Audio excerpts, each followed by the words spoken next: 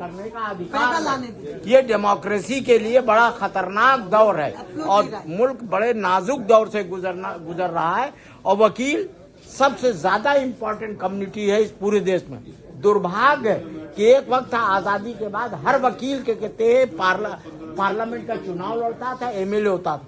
आज गुंडे लुच्चे लफंगे लड़ रहे हैं। हम क्रिटिसाइज करते हैं, एक आदमी लाखों करोड़ों के फीस लेने वाले लोग हिम्मत नहीं जुटा सकते, उनके लिए पैसा अलग है, जन सेवा नहीं है। Number 2, EVM. जब आप जानते हैं पेट्रोल को कंट्रोल किया जा सकता है रिमोट से, ये बहुत आम है, तो क्या एक आदमी बाहर बैठ के कहते जो ईवीएम का रिमोट है उसको कंट्रोल नहीं कर सकता?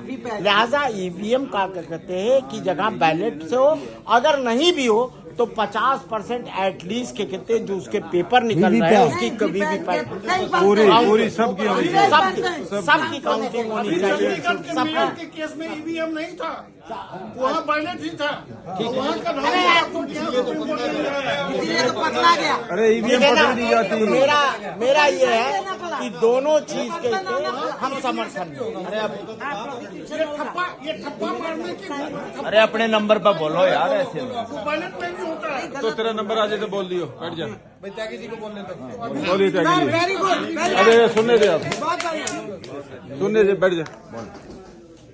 बड़ी स्पष्ट बात है, कल टिकैत साहब ने भी कहा, मैं सहमत हूं उनसे, कि भारत के अंदर जो बड़े बड़े धनकुबेर हैं, बड़े बड़े पूंजीपति हैं, पूरा राज उनका चल रहा है और जो वर्कर्स हैं, पीजेंट्स हैं, गरीब लोग हैं, उन सबको जो है उनके मूवमेंट्स को, उनके इंडिपेंडेंट मूवमेंट्स को कुचला जा रहा है पूरे देश के अंदर। ये जो किसानों के ऊपर दमन हो रहा है, ये उसी का एक हिस्सा है, उसी का पार्ट है।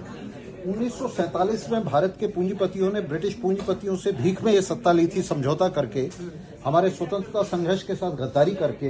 मैं नाम नहीं लेना चाहूंगा, उन्होंने सत्ता ली थी और उसके 1947 के बाद जिस किस्म का राज कायम किया है, आज हम बार बार कह रहे हैं डेमोक्रेसी डेमोक्रेसी, हम कॉन्स्टिट्यूशन में डेमोक्रेसी ढूंढ रहे हैं, पार्लियामेंट में, सुप्रीम कोर्ट में। डेमोक्रेसी तो ये सड़कों के ऊपर है। ये जो किसानों का संघर्ष है बड़े पूंजीपतियों की सरकार के खिलाफ, ये डेमोक्रेसी है और हमें इस डेमोक्रेसी को सपोर्ट करना चाहिए। डेमोक्रेसी ना सुप्रीम कोर्ट में है, ना पार्लियामेंट में है, ना संविधान में है। ये सब किताबी बातें हैं और हम वकील होने के नाते देख रहे हैं इसको।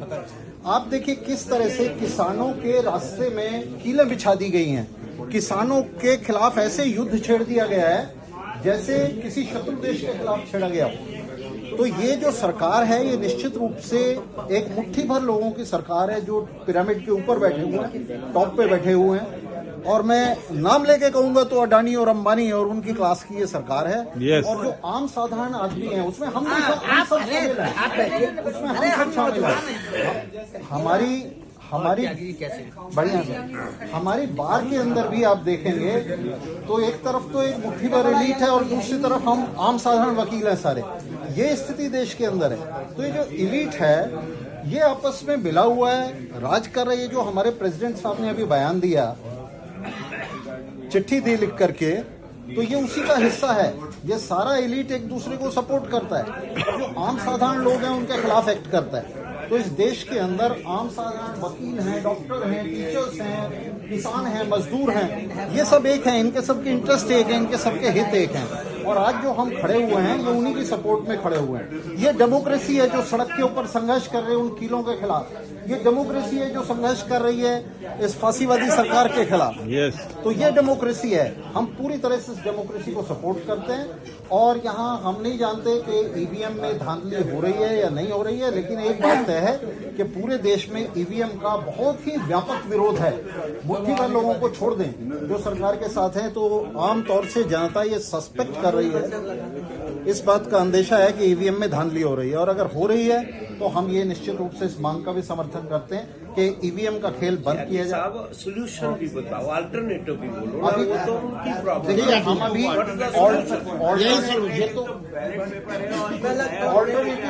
बोलो ना, ओपिनियन बनाते हैं। जी, ये जो संघर्ष है, ये जो किसानों का संघर्ष है, ये जो हमारा संघर्ष है, हम भी ये संघर्ष कर रहे हैं, बोल रहे हैं, रेजोल्यूशन डाल रहे हैं। तो ये जो संघर्ष है इसको आगे बढ़ाया जाए, मिलकर इसको आगे बढ़ाए।